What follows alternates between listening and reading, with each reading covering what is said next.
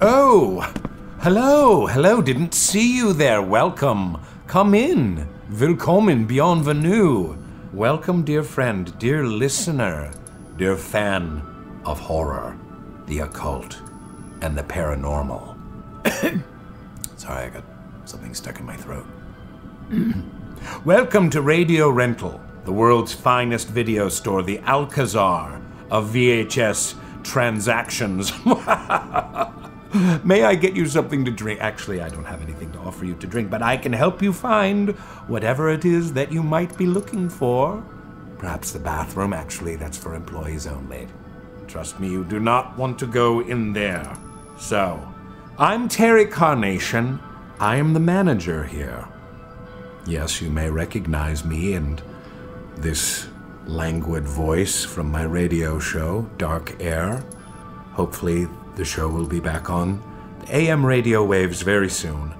And for those of you who are aware of my work and my prior transgressions, I'd like to apologize to any of my fans that I've hurt.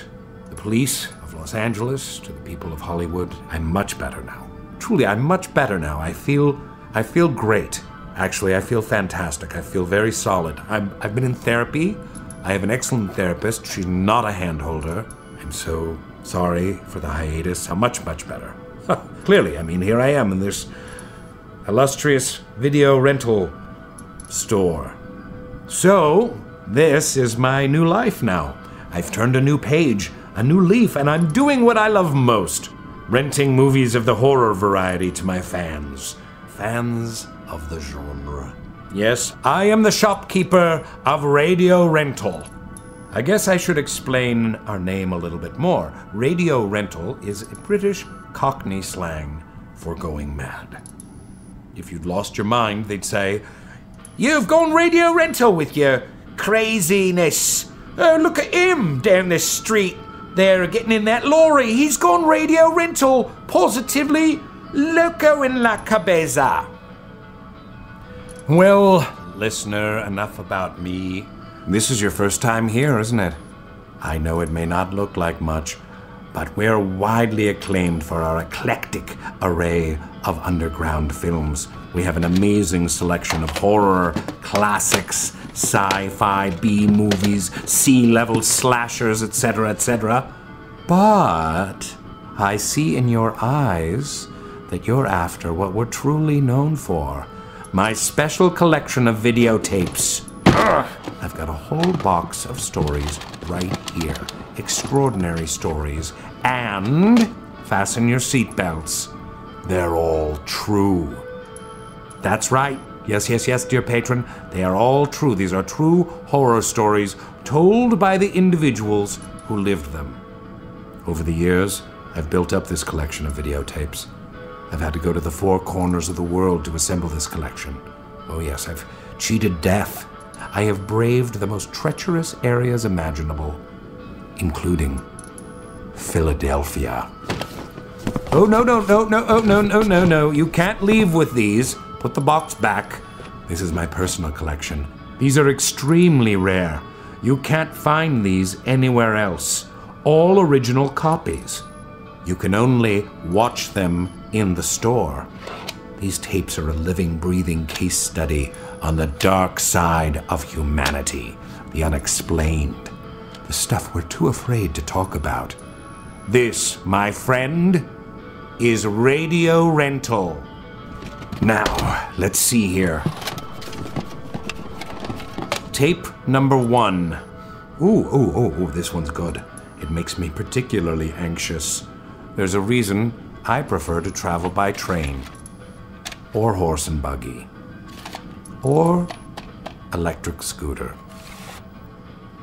Rewind it a little bit. There we go. Play and action.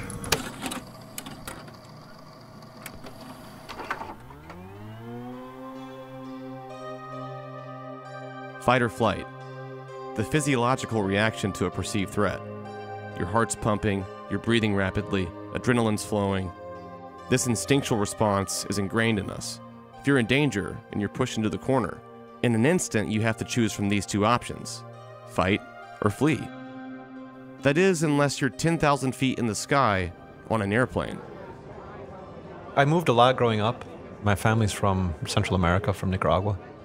And we would go back at least once or twice a year. So I had quite a bit of experience flying.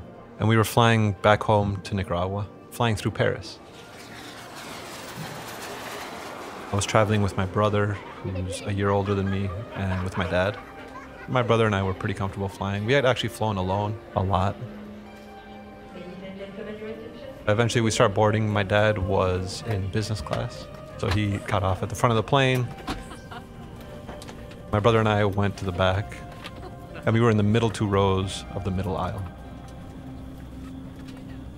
Pretty much the worst possible place to be for a 9-hour flight. My brother and I just kind of sat there and settled in. We had 2 French people, I think they were members of the same family on either side of us. I spoke a little bit of French, but I didn't understand like everything that they were saying, and they kept talking like over us towards each other, and it was just a little bit uncomfortable. Kind of a standard uncomfortable, typical flight. I was just like half dozing off, looking down, reading my book, and then I remember the smell of matches in the air. For me, the sonic memories are the most vivid. I remember somebody saying the word no, over and over. No. It started really quietly, No. and then gradually it got like a little bit louder. No. Until a point where it becomes really pressing. No. A screaming no. No. Immediately I panic, I tensed up, essentially crushed the book. It was a paperback, and I remember grabbing onto it like really tight. I look up to my right, and there's a flight attendant just sort of hunched over a row of seats, probably 5 rows ahead of us. When I heard the urgency in the flight attendant's voice, I remember having this moment of extreme panic, and then I just felt a surge of adrenaline. Everything actually seemed to occur in slow motion. I think young teenage boys think of themselves as rather brave. But at that moment, my first instinct was to try to run away. Maybe if I run to the lavatories in the back of the plane, I can get away from whatever this is. But then you have this realization that you're on a plane, and there's actually nowhere to go. My brother, who was sitting to my left, he leaped over me and he jumped into the aisle, ran up to see what was going on. And this whole time I was frozen. I didn't react at all. All I could see from that middle row were just like the backs of people's heads and shoulders and scuffling and struggling, like a bar fight or something. It just felt like chaos.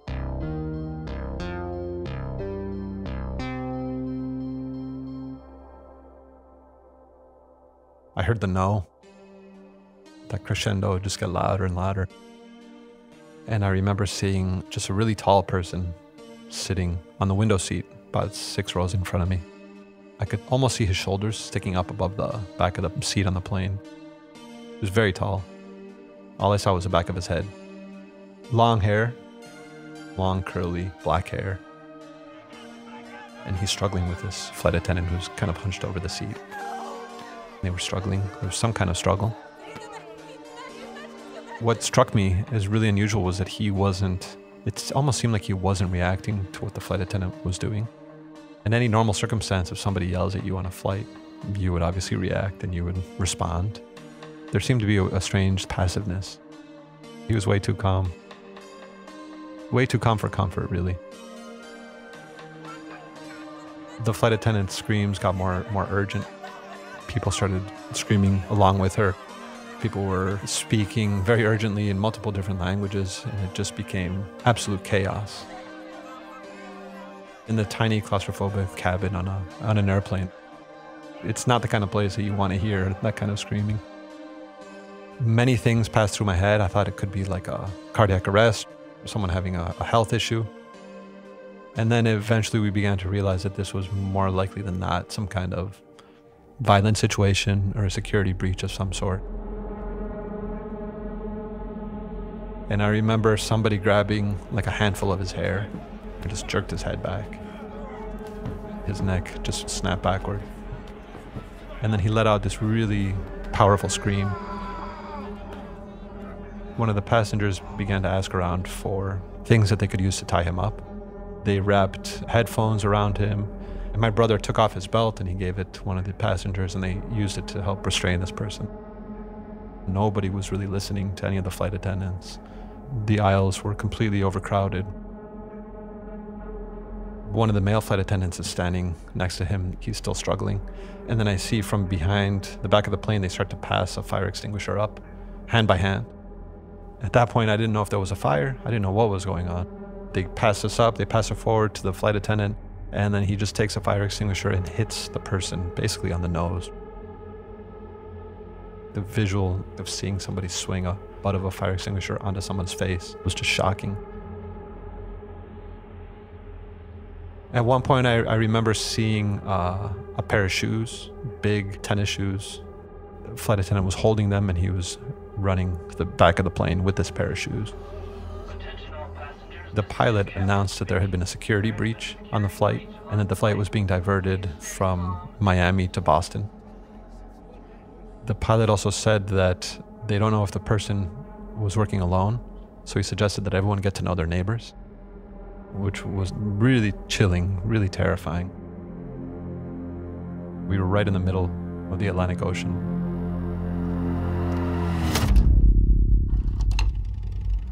Hard to believe this is a real story, isn't it? Ah, but it is. I've always wondered what this documentarian did as a day job. I mean, surely this couldn't be it? Asking bizarre questions to these poor, unfortunate souls, obsessed with their traumatic encounters. Must be some sort of sadist. Second-grade teacher, perhaps, a dental hygienist. At any rate, let's take a quick break. There, now that wasn't so bad, was it? Make sure to buy all of those things. After he was restrained, they asked for a doctor, if there was a doctor on board, so that they could sedate him. A doctor came forward and they did inject him with something. The flight attendants had this system where people would... Oh, damn it.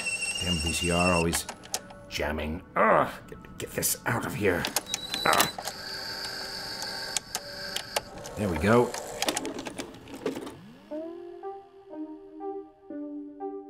The flight attendants had this system where people would like rotate, keeping an eye on him. There was always somebody sitting behind him. The people that sat behind him actually held his hair. Eventually, actually, the flight attendants put the movie Legally Blonde on. I think they thought it would help calm people down a little bit. But there was this really, really nervous energy. People didn't really know how seriously to take this. The pilot at one point asked if there was a U.S. Marshal on board. The pilot asked a couple times and nobody ever came forward. If they're asking for the Marshal, it must be something really serious. As we're approaching the U.S., the pilot announced that we would be escorted by fighter jets. All the little kids on the plane got really excited. They all like ran to the windows to look at the jets. Those fighter jets are there essentially to shoot down your plane if it's hijacked. It was amazing to watch them. You just see this fighter jet that's going the same speed as the plane. You know, you kind of knew there was a more sinister reason that they were there. Eventually we do land, and it's a pretty normal standard landing. We're parked way out in the middle of nowhere on the tarmac, really far from the airport. And then a SWAT team, heavily armored, storms on board, massive guns. It looked like a Hollywood movie. They knew exactly what they were doing. They cut the passenger loose. He's really groggy still from the drugs that they had given him earlier. And essentially they just drag him off the plane. They also took the shoes that they had taken to the back of the plane earlier. They took those off the plane, took him off the plane as quickly as they could. We waited around for a little while longer, and then we basically disembarked just like normal. And I remember walking past the seat where this guy had been sitting. It's just like a mess of plastic and headphones, and like the belt that my brother had given to tie him up was cut into a couple little pieces. We were in the middle of the tarmac, so we got off through like steps. We didn't get off at a gate. They shuttled us to, I believe it was a baggage claim terminal in Boston Airport. They had these metal fences lined up to separate us from the rest of the baggage claim area. We waited there for what seemed like hours. Families were getting really uncomfortable. People were getting hungry, little kids were crying. Some of the passengers began like shaking the metal grates. I remember an FBI agent interviewing my brother, myself, and my dad. What had happened on the flight, where were we going, where were we coming from? Felt like an interrogation. Actually made me really angry. It pissed me off a lot. We had been treated like cattle, sitting in the baggage claim. And now the FBI agent was talking to me and my brother as if we were somehow in on this. They moved us from the baggage claim area to just a normal terminal. And we finally got a chance to make a phone call and talk to my mom. We went to a payphone and made the phone call. Hearing my mom over the phone line just hysterical. Then she told us that it was all over the news. On December 22, 2001, American Airlines Flight 63, en route from Paris to Miami, made an emergency landing in Boston. A tall man aboard the plane had caused a scene. The man, 6'4", long black hair, appeared to have posed a threat. Most of the passengers had no idea what was going on. After being escorted to the ground by fighter jets, a SWAT team burst onto the plane to apprehend the man in question. But by the time the plane had landed, it was already a national news story. Flight 63 from Paris de Gaulle Airport to Miami was diverted to Boston and safely escorted by 2 F-15 fighter jets. One person pulled his hair from behind, the stewardess jumped on top of him. The people just around him had just swarmed around the seat and jumped on top of him. His name was Richard Reed, and hidden in the hollowed soles of his black shoes was 280 grams of explosives. Once passengers were safely at the terminal, the bomb squad boarded the American Airlines plane to retrieve the shoe.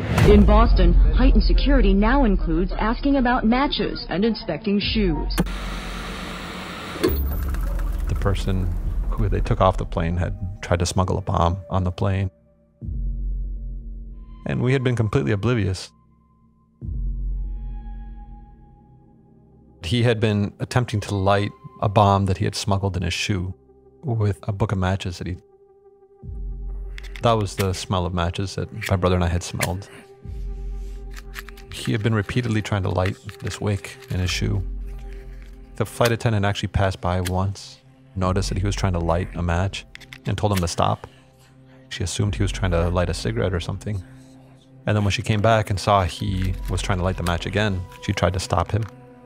When she realized that he was trying to light this match and he actually had his shoe on his lap, she tried to reach out to grab the shoe, and then he actually bit her on the hand. That's when she started screaming and struggling with him. I remember seeing his shoes being passed to the back of the plane and not really thinking much of it. I didn't realize that there was essentially C4 in those shoes. He had actually tried to get on the same flight the day before, but he was stopped by security because he raised a lot of red flags. He had a one-way ticket, he had no luggage, he had paid for the ticket in cash, so they actually stopped and interrogated him. Because of that, he had missed his flight. All the hotels around the airport were all booked. He had to take a hotel room kind of far from the airport. The following day, it rained, his shoes got wet. It turned out that the wick he was trying to light had gotten too moist, and he was unable to light it. If it hadn't rained that day, or if he had been a little more relaxed, he may have been successful. We actually didn't realize how close we were until afterwards. It was shocking. We had spent the rest of that flight, I don't know how long, 4 or 5 hours with a bomb, essentially. But instead, we were just kind of bored and annoyed watching Legally Blonde. I haven't seen it since, actually. That was the last time. Poor kid. What a horrifying experience for someone so very young. That is not an easy recovery, to be sure. Such an impressionable age. I don't know why the flight attendants thought Legally Blonde would be relaxing. Such a grating movie. So insufferably pink, also Luke Wilson. Ugh. Don't ask me if we carry that one, because the answer is no. No Legally Blonde. Legally dead, legally bloated, maybe. Anyway, you've got to trust your paranoia. It's so important. I've always thought about it like a sixth sense. Dread is a powerful, intuitive tool. I remember as a child I didn't trust my babysitter, Marjorie. I didn't trust her one bit. And as it turned out, she was a serial killer. And now, this was never proven, but I am certain of it. I'm certain Marjorie is in jail right now. I really should Google her. Now, not many people renting VHS tapes these days. We've got to keep the bills paid. We've got to keep the lights on. We've got to keep enough electricity to be able to rewind the VHS tapes in the VHS rewinder. Please be kind. Rewind. And please be kind. Listen to this word from our sponsors.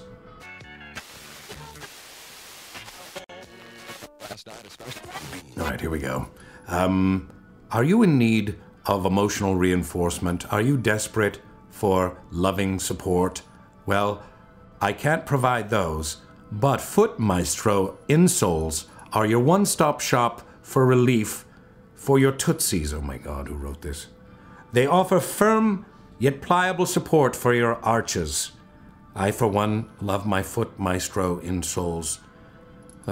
They fit in all my shoes and create instant relief. Of course, my job keeps me on my feet, so Foot Maestro is a must for my everyday wardrobe. Actually, my job keeps me seated. This doesn't make any sense at all. Shop with Foot Maestro insoles today. You can find a kiosk. You can find a kiosk at your local mall. That's Foot Maestro insoles, handcrafted buttresses for your feet. Okay, can we continue? Now, back to our stories. Okay, this next one. Ooh, this is creepy to say the least. Have you ever felt an unexplained camaraderie with a stranger? It can be a beautiful thing. Sometimes. Don't talk to strangers. As a kid, that's certainly sound advice. But as an adult and a normal member of society, we inevitably come in contact with strangers all the time. At the grocery store, at the gas station. These are all just normal interactions. And in this day and age, there are more ways than ever to come in contact with a stranger. There's Facebook, Instagram, Reddit, Twitter. You hear people say this all the time, and it's true, that now with cell phones, we are more connected than we've ever been before. And sometimes we're connected to people we'll never really know or meet in person. Most of the time, it's harmless, as long as people are who they say they are. But with a stranger, where exactly do you draw the line? In this next story, a man decides to engage with a stranger, but things don't exactly go as planned.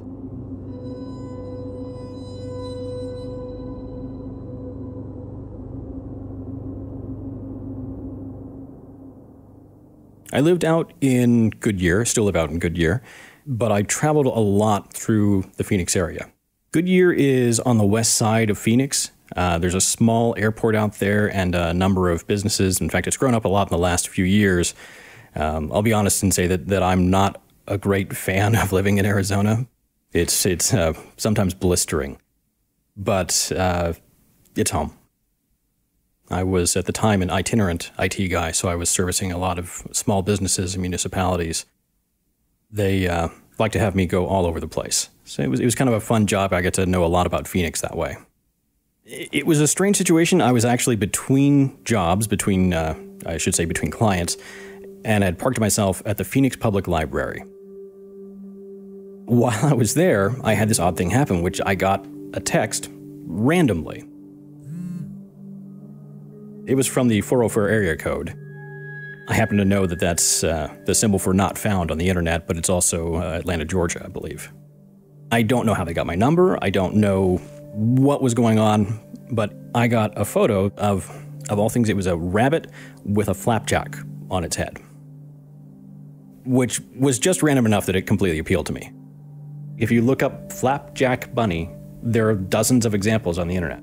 I'm sure there's some other cultural significance. I don't know what it is, but it's a thing.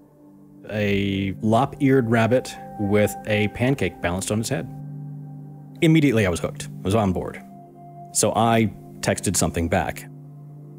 I like the random moments of the universe. You've got to appreciate them. A day later, I was in Scottsdale, and I saw the Oscar Mayer Wienermobile and thought, this is the proper return. I'm going to volley back with this. I don't know, I kind of like to be an interesting part of somebody's day, and in a positive way. I think there ought to be more of that. We ought to be the person who walks by and says, hey, nice hat. Sort of silly, sometimes I've been walking through places and pointed at a spot on the floor and say, hey, they got the blood out, and just keep walking. That's an interesting moment in somebody's day. It gives them something to latch onto and have fun with. Or be terrified about. But it's, something. It at least makes the world a more interesting place. I figured that whoever had sent me that had sent it by mistake. They were probably going to give up right then and there, especially when they got back a Wienermobile. Like, okay, whoever I sent this to is nuts, and that would be that. And didn't really think anything of it.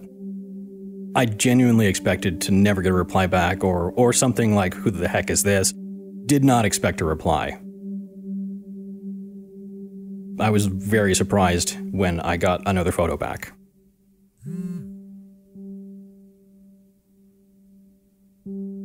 Oddly enough, I was at a fire department. A fire department in town used to have me come out and work on their systems once a week. While I was there, I got a text, and it was a firecracker. Which kind of creeped me out for just a moment, because fire department, firecracker, what are the odds? It was just somebody holding a lit firecracker, which is a bad practice, for one thing. That's a good way to lose fingers. It didn't look like a professionally taken photo. Someone may have snapped it with their phone. I'm hoping they had thrown it away pretty quickly after that. Feminine fingers holding a lit firecracker. That really didn't tell me much more than, okay, this person's on board with the random. Other than the slight creep factor of me being at a fire department and being a firecracker, which made me think, does this person know where I am? Is this somebody I know punking me? Other than that, I thought this person is really diving in to the random moments of the universe, and I was on board and wanted to encourage that. Especially if it was a friend punking me, then I was really on board. It was the idea of a stranger knowing where I was and what I was doing that alarmed me a little bit. I didn't feel rushed to respond, and I actually wanted to make sure it was something of a creative effort. I'm a bit of an amateur photographer, and I sent back a photo of someone who was waving a sparkler. I'd taken a long exposure, so the person was somewhat fuzzy, but it had a nice, beautiful spiral of the sparkler. One of my favorite shots that I've ever taken. I thought it was just fun. Again, I was still a little concerned, but it was probably 5% concerned to 95%, this is cool. More photos were exchanged. It wasn't hurried either by me or by this person. Over a period of several months, we would exchange photos, never any words, and I'd try to somewhat respond to their photos. Like I say, there was the lit firecracker, so I responded with the long exposure image of the sparkler being waved around. At one point, they sent me a flower, and I sent a vase. I sent a bag of Fruity Dino Bites, just an image of a bag of Fruity Dino Bites, which is like Fruity Pebbles, but generic, because I'm cheap. They sent back a photo of a gallon of 2% milk. So it was kind of this weird exchange. There was a call and response aspect to it. It was something I was kind of keeping to myself. It was kind of my private entertainment. It was just a conversation of photos. I was into it. I was always kind of giddy when I would get one. Sometimes I'd have to stare at it for a bit to try to figure out, okay, what's the meaning behind this? Okay, there's a mint leaf in this photo among whatever else is on there. Do I riff off of that? Or, hey, this photo has an interesting use of negative space. Do I want to replicate that somehow in the positive space? And so it was definitely mentally engaging. The fact that someone was undertaking this, presumably just for me, that was kind of cool. It was a rollicking good time. For a while. Until it wasn't.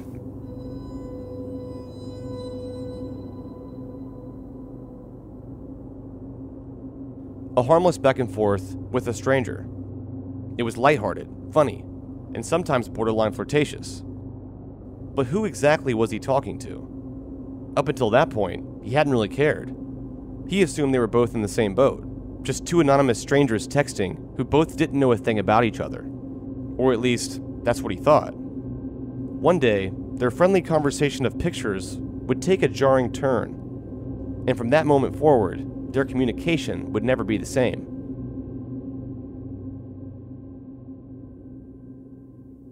There was a day, probably 5 months in, when I got a photo that was of a "Now Leaving Georgia" sign, as if taken just off the side of the interstate. I'd never been really in a hurry to respond. I always wanted to respond somewhat in kind and somewhat creatively. So I was thinking of trying to actually head to the border, which is about 150 miles away from my house, and get a "Now Leaving Arizona" sign as a response. But I got a note back, or I should say an image back from this person a lot more quickly that was entering Alabama. Okay, person's on the road. Cool, taking a road trip. I respect that. Trying to do that myself as often as I can. Because they had sent leaving Georgia and entering Alabama pretty quickly together, I thought this was probably not my brother. This is probably not someone I know, not anyone local anyway. This is genuinely a stranger. And that changed the perspective just a little bit. But again, they're in Alabama at this point. It's still not a big deal. I got "Now Leaving Alabama." That one was a little bit blurry, as though they were actively driving. "Now Mississippi." It was hard to ignore the fact that they were heading my direction at that point. It seemed like this person could actually be sending me these images in real time as they're traveling. Louisiana was pretty quick after that. Then Texas. Texas takes a while to get through, and it seems like the photo took a long time between the "now entering Texas" and "now leaving Texas." It made me nervous. It's the photos that were blurry, especially while traveling. I don't know, maybe I read it wrong, but I would think that if it was someone who was just trying to spook me, that they would get clear images all the way. But it actually seemed like this was somebody traveling, taking photos opportunistically as they could as they passed by these signs. New Mexico, the land of enchantment. That was the one that I thought, man, they're really heading this way. It really seemed like that they were on their way towards me at that point. That was distressing. New Mexico was my back door at that point. I don't know if you're familiar with the author Orson Scott Card. He wrote, among other things, Ender's Game. That's probably what he's most famous for. But he's actually written some short stories and novels that he puts under the genre of dread. He talks about how horror is actually a relief. When you get to the moment, when you get to the jump scare, when you get to that, then you know what's there, then you know what's coming. It's done. But dread, building dread is a much more powerful effect. And that was what was going through my brain. This is a slow, inexorable movement that I can't do anything about.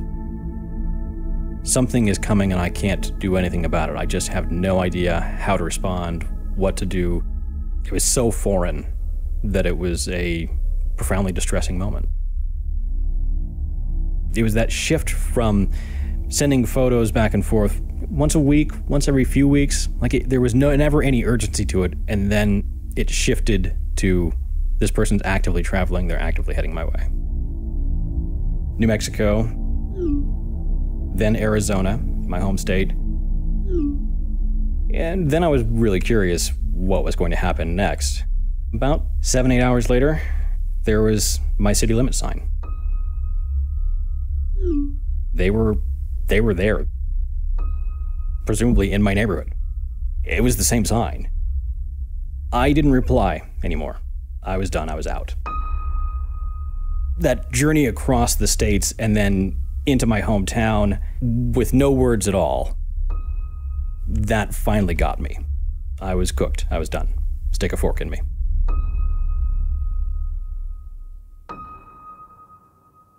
I did sort of put my wife on a little bit of alert to watch out for strangers. I don't think I actually ever told her what the reasoning was. The person never sent another message, which I've counted as a blessing. Where they drew the line, I'm okay with that. If they'd taken a photo of my house and sent it to me, then I would have burnt the place down and moved to anywhere else. Or stayed in the ashes because they would never look for me there, something like that. As for what it could have been, a lot of us have taken jokes too far. And that's probably what I want to believe. Someone made the trip. Either that or they went through a lot of effort to try and time out the photos well, find shots that looked like they were actually actively in motion. I think someone made the trip. I'm gonna let it remain a mystery. Life moved on. No regrets. In the end, it's just a good story.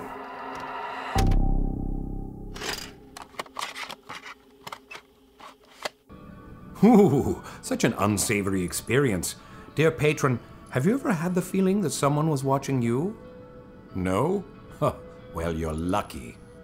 My babysitter Marjorie used to watch me unceasingly, incessantly. I would be at the playground and she would be staring daggers at me. And I would say, "No, leave me alone! Let me play in peace!" Horrible, horrible woman. Well, I've enjoyed your company today, and I relish the chance to share my stories, my collection of tapes, with open-minded viewers like you. I hope you found this stuff enlightening. It didn't shake you too much, did it? Good, good. Well, come back and see me again soon. We're just getting started. This has been Terry Carnation for Radio Rental. Radio Rental is created by Payne Lindsay and brought to you by Tenderfoot TV in Atlanta. Executive producers Payne Lindsay and Donald Albright. Hosted by Rainn Wilson as Terry Carnation. Produced by Payne Lindsay, Mike Rooney, and me, Meredith Stedman. Sound design by Cooper Skinner. Original score by Makeup and Vanity Set. Additional production by Christina Dana and Mason Lindsay. Cover art by Trevor Eiler and Rob Sheridan. Voice acting by Ryan Jones and Casey Willis. Shout out to Tiny Doors ATL for the creation of our real-life miniature radio rental store. You can check that out and more on their Instagram at Tiny Doors ATL, as well as our Instagram at Radio Rental. Special thanks to Grace Royer and Oren Rosenbaum at UTA, as well as support from the Nord Group, Station 16, Beck Media and Marketing, and the team at Cadence 13. If you have a radio rental story that you'd like to share, please email us at yourscarystory@gmail.com. You can follow us on Instagram at Radio Rental and on Twitter at Radio Rental USA. On behalf of the Radio Rental store, we'd love it if you'd subscribe, rate, and review. And don't forget to share our show with a friend of the genre. Tune in every Tuesday for new episodes. Thanks for listening.